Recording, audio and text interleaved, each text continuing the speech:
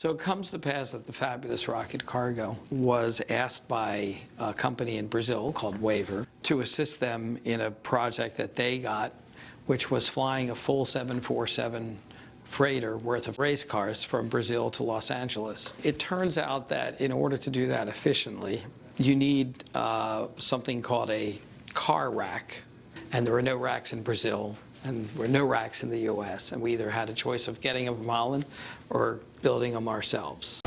Tait Towers started here in America in about 1979. It was a lighting company at first, and it kind of morphed into a staging company, but it grew exponentially. Tait Towers has always represented the best in the business. What we're building either enables the show to happen or not. We thrive on complications. 25 years ago, musicians were making money selling records. And now they're making money selling seats. And that's why we're making stage sets. Like any organization, we have our moments, we have our drama. It's full on because there's a deadline that we're up against all the time. There's no showing up a day late.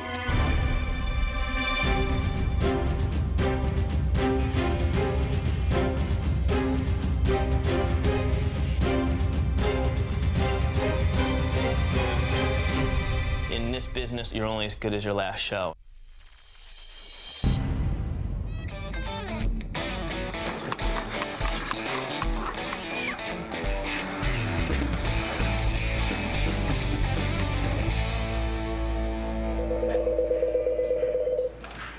Tait Towers, Becky speaking.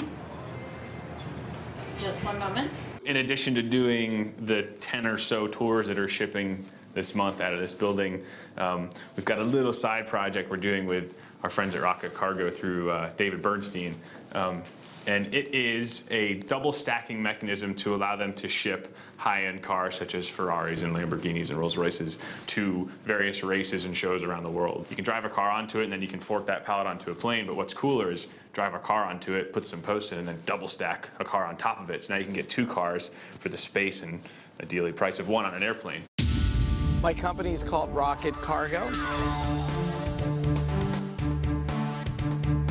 It is in the business of providing logistical services, freight forwarding services to the entertainment touring industry and large projects internationally.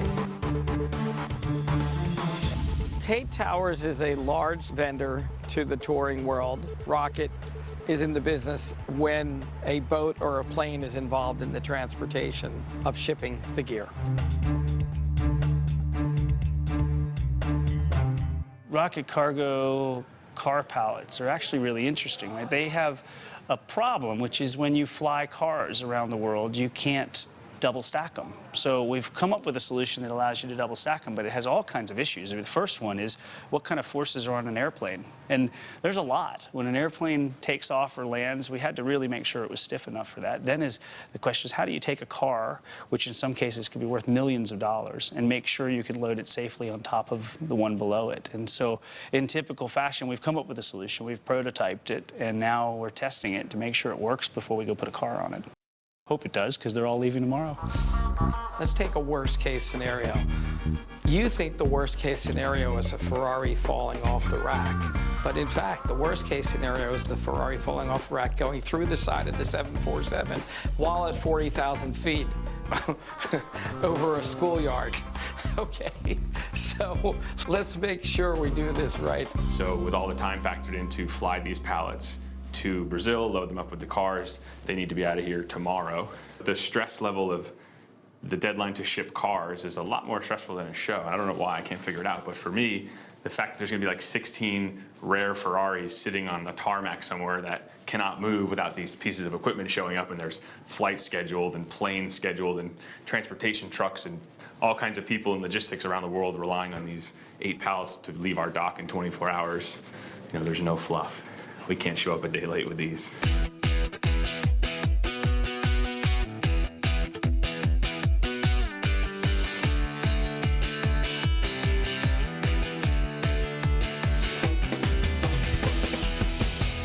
This is the first prototype we put together of this car stacker. So the bottom piece is a standard airplane pallet that you'd find if you happen to find yourself loading a 747 or some other kind of aircraft. A pallet is what we use, you know, as the base for loading set carts or any kind of equipment. They come in various sizes. This is a standard width. This one's a 16-foot long pallet. You could use this on a longer pallet if you wanted to. What we've done is we've built custom columns that are adjustable in height. They also attach to the track that is in the floor of the pallet, and that track is a standard for every type of aircraft pallet. So we anchor down to this track. We have a telescoping column. We're able to drive a car onto the lower pallet, and then we're able to drive a car onto the upper pallet while this is on the ground at the airport. We fork the upper pallet on and we land it on top of tapers and lock it down into place. There's some expiration that goes in, and then the entire pallet gets loaded with 2 vehicles into the airplane. We are a logistics company with high technology that is mission critical, and that's applicable to a lot of different industries. So we focus in the entertainment industry. We do a lot in rock and roll. We do a lot of corporate shows. We do a lot of theme parks. We do a lot of installation work in theaters. But it also applies to something like this where it's a cargo shipment. You know, these guys, they need to be able to break down their pallets, ship them all over the world, stack them up, load cars on quickly, and know it's going to work. I don't know if I even want to say this. I'm pretty sure that the forklift pockets on this thing are too wide for any forklift, you know, to be able to lift this thing on and off. So in the next 12 hours, if I don't have a solution, we're not going to air this. If I do, then this will be great shit. But I'm pretty sure those fucking forklift pockets are too far apart.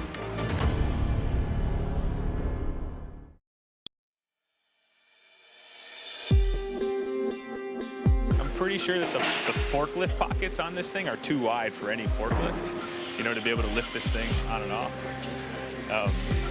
So in the next 12 hours, if I don't have a solution, we're not going to air this. I think Brian continues to be blown away by when you get into the trenches, what the fuck happens around you and what you got to do to get out smelling like a rose. It's a pretty embarrassing fuck up, actually, if it is actually a fuck up.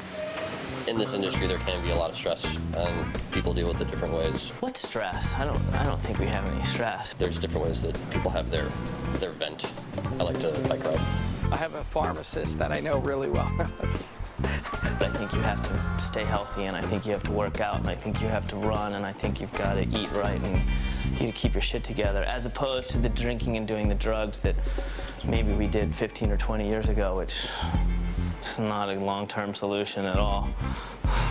We're very big on wellness. We've introduced a lot of new programs this year, from helping people to quit smoking to also giving discounts on gym memberships. I work out. I go to the gym every day to deal with stress. That's how I keep this physique. How do I deal with stress? I tend to make a lot of jokes. I try to laugh a lot, right? Because in really bad, stressful situations, sometimes you gotta step back and make a joke about it. It's what we deal with every day, all day. And so eventually you get to a point where you're able to laugh about it and joke about it and just, you know, move on. We shouldn't even be talking about this right now. No, I wouldn't have to redo them. We'd have to do something creative to add 2 more fork pockets to it. Which can be done. It's not that hard. Absolutely. We'd be adding options. Yeah, exactly. You can use a giant forklift that doesn't exist, or you can use this forklift. Let's go talk to Avery. Just welding them underneath? I guess so. I mean, that's kind of what I'm questioning. Where did that come from? Well, Do we have enough head height to do it? I think we have enough height to do it, but the question is, do we have material in stock to do that? Yes. We could burn those on tonight, right? In theory? Yes. Okay, let me go talk to Tyler, get him to draw this so I can confirm dimensions, send that to Louise and Jay. And we're doing that because... This is too wide. You fucking gotta be kidding me. I'm not making it up. Call our friend Louise. Hopefully he's still our friend. Let's find out. Hello. Hi, it's Brian and Tyler. How are you? Hello, my friend. How are you? We're good. I wish I'd listened to my gut. I said a week ago, I said to everybody, those look too small.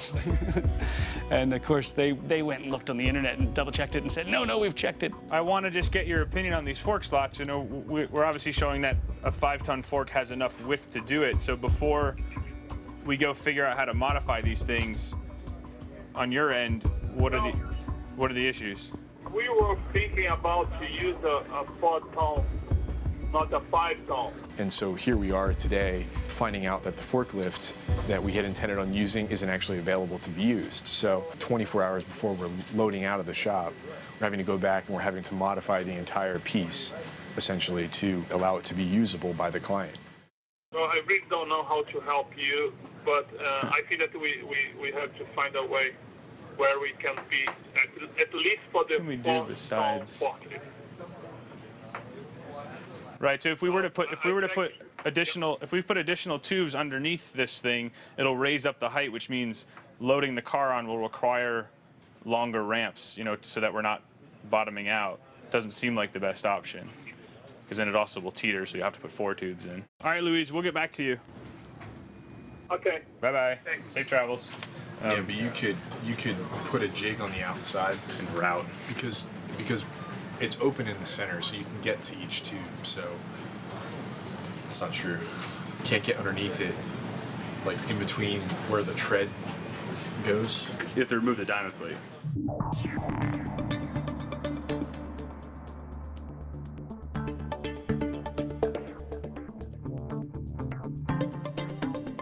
But boy, you'd have to be accurate though when you're routing in, because if you're off. We've learned everything here the hard way. We've learned by making mistakes. And so how do we know how big a forklift slot should be? Well, we made it wrong and eventually found out what would go all over the world. How do we know what the width is? Same thing. You can research all you want, but till you go around the world and deal with every forklift, you don't know.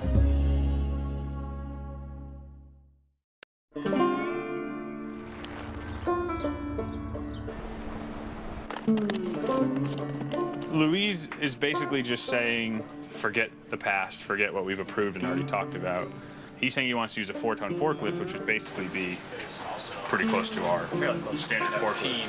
What is this, 1550? Tyler brings up a good point. If we weld tubes underneath, then we're raising it up, so loading a car on means you gotta have another specialty ramp, and then you also gotta add in 4 tubes so the thing doesn't teeter on you when you go to drive it on. So that's a pretty stupid option.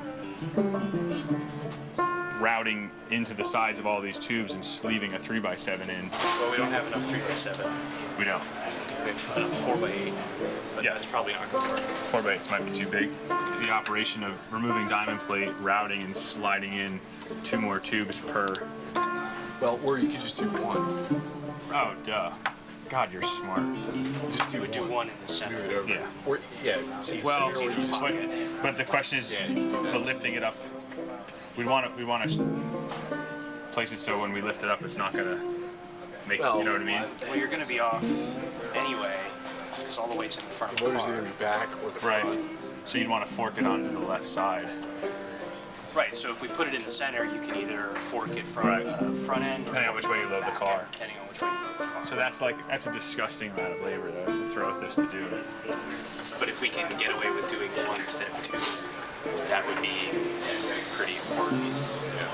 So we'll get a drawing out to Louise, David, and Jay, and just say this is what we're doing. And then, of course, we have to figure out what that means for our schedule. Our friends in Brazil were not happy with that dimension. And so we asked Tait whether it would be possible to give the dimension as specified by the Brazilian and the race team down there. You know, I know it's more time, but part of me really wants to do 2 symmetrical fucking fork slots. You know what I mean? Which I know doubles the amount of work, but it's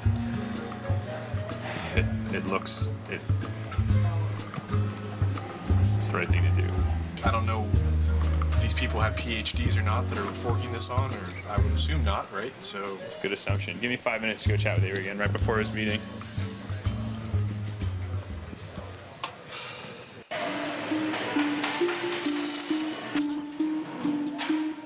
You could argue that there should have been multiple forklift slots available on this thing. Because this thing is so wide, and of course it's got a car on it, we went for the widest option to be the most stable. So what we're gonna do, hopefully in the next 24 hours or so, we're gonna cut 2 more pieces of tube per pallet stacker. We're gonna mill in another slot here and put 2 additional fork tubes about a foot inside the original ones.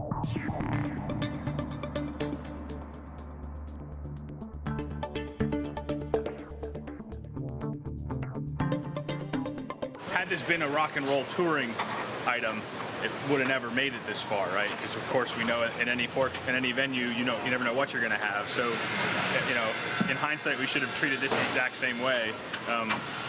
Kind of thinking that airports and available loading equipment was more standard across the world was probably an assumption we maybe shouldn't have made. Of course, we were in communication with our contacts in Brazil about approving designs and approving sizes, but it is what it is at this point, so there's no finger pointing. It's just this is what we have to do, and we'll get it done. Luis in Brazil was, let's say, slightly agitated because he didn't understand how we were going to be able to pick up the ramp. Tyler's going to go and release jigs.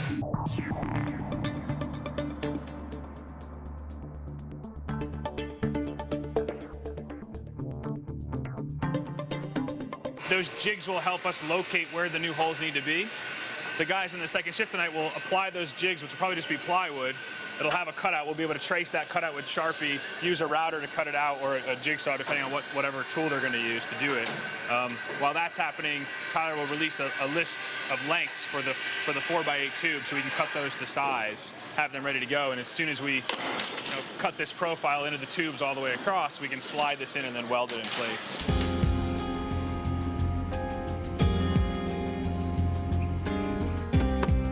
We will laugh about this someday. We will laugh. Not that we're not laughing now, but we will all laugh about this someday. Remember the time that we built the custom Ferrari stackers where the fork pockets were too wide. Adam and Winky may not be laughing at the moment, but we'll make it right. We'll get there. So.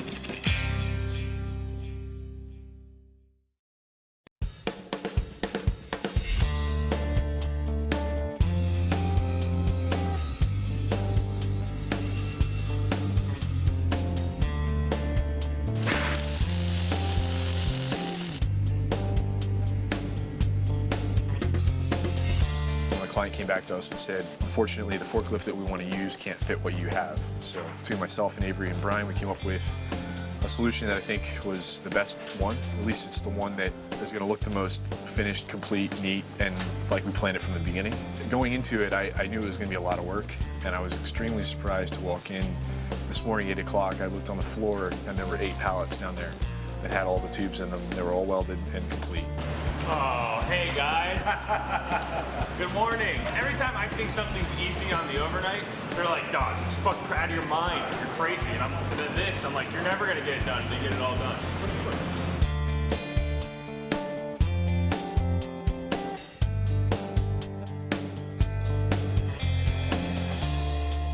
It worked, and they're done, and we love them. It's probably their finest moment.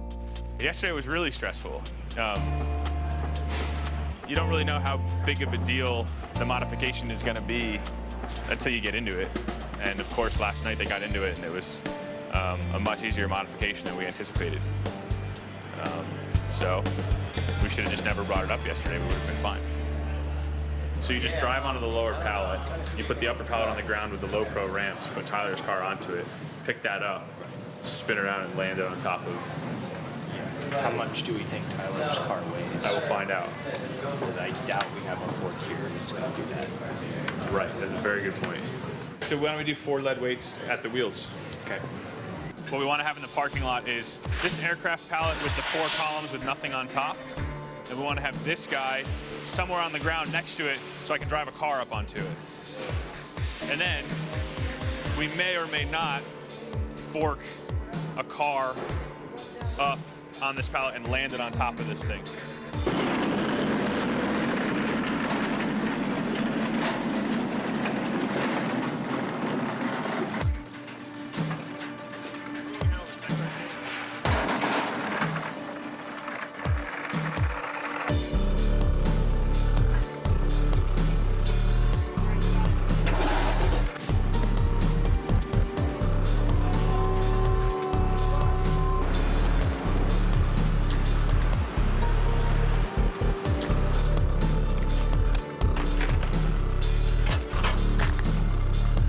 Should we let the straps loose, or do you think that we're pulling it maybe somehow?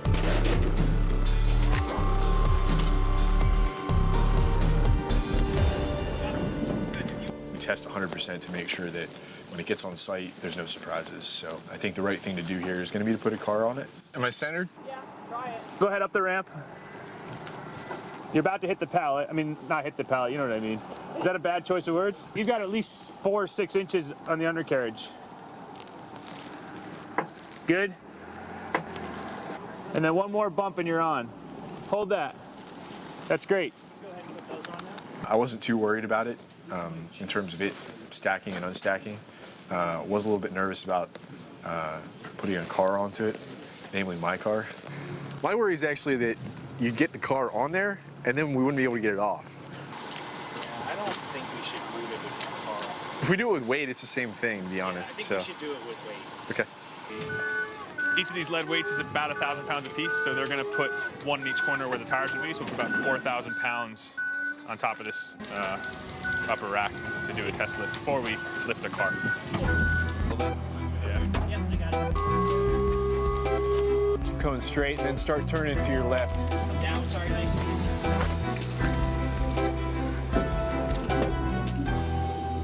Okay. We were able to pull it off. We were able to add the additional fork pockets. We were able to get all the labeling and graphics and decals and sweet little details that we wanted done to it. It's actually ready a day early. So we celebrate those things because they don't happen very often. From my limited experience of shipping cars, the unit that they built appears to be, for lack of a better term, groovier than what our next best alternative was. Calling up an airline, giving them a big check to reserve a plane is very easy. Getting the gear picked up, getting the gear palletized, and getting the gear through immigrations and customs is very fucking difficult. I would not want that job because basically Rocket Cargo, their asses are on the line and somebody else is going to define whether they're going to be successful or not. They're usually not in control of their own destiny on 80% of the moves. There could be an airline fucking them over, there could be customs fucking them over. Who knows, mechanicals, I mean, you name it. We all fly. We know how hard it is just to get on an airplane and try and go somewhere. Imagine taking 106 tons times 3 and hoping to get them from one country to another country. It's not easy.